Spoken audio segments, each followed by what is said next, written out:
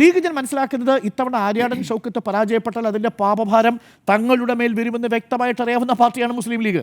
അതുകൊണ്ടാണ് അടുത്ത തദ്ദേശ തെരഞ്ഞെടുപ്പിൽ ആര്യാടൻ ഷൗക്കത്ത് ഇക്കുറി പരാജയപ്പെട്ടാൽ ലീഗിന് തിരിച്ചടിയാവുമെന്നറിയാം. നിലമ്പൂർ മുനിസിപ്പാലിറ്റി ലീഗിന് തിരിച്ചടിയാണ്. അപ്പോൾ ആ തിരിച്ചടി ഭയന്നുകൊണ്ട് തന്നെ ഇക്കുറി ലീഗിലെ മുഴുവൻ വോട്ടർമാരും ഒറ്റക്കെട്ടായി ആര്യാടൻ ഷൗക്കത്തിനോടൊപ്പം ചേരുന്നു. എന്നാൽ അവരിൽ ചിലരെങ്കിലും പറയുന്നൊരു കാര്യമുണ്ട്, 2026 അത് പ്രതീക്ഷിക്കേണ്ട കേട്ടോ.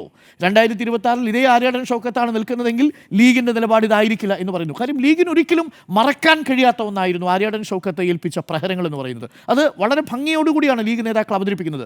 ഒടുവിൽ ജമാഅത്തെ ഇസ്ലാമി അടക്കമുള്ള വിഷയങ്ങൾ അവിടെ ചർച്ച ചെയ്യപ്പെടുന്ന ഒരു സാഹചര്യം ഉണ്ടാകുന്നു. രണ്ടാമത്തെ ഭരണവിരുദ്ധ വികാരം സ്പ്ലിറ്റ് ആകുമോ അതുള്ളതാണ് രണ്ടാമത്തെ പ്രധാനപ്പെട്ട. ഭരണവിരുദ്ധ വികാരം സ്പ്ലിറ്റ് ആകുന്നത് എങ്ങനെയാണ്? ഭരണവിരുദ്ധ വികാരം സ്പ്ലിറ്റ് ആയാൽ അത് PV അൻവർ കുറച്ച് വോട്ട് പിടിക്കുമെന്നാണ് പറഞ്ഞിരിക്കുന്നത്. എന്ന് പറഞ്ഞാലും അഡ്വാൻറ്റേജ് ആർക്കാണ് വരുന്നത്? സ്വരാജിനാണ് വരുന്നത്. ഇതാണ് രണ്ടാമത്തെ പ്രധാനപ്പെട്ട ഘടകമായി മാറുന്നത്.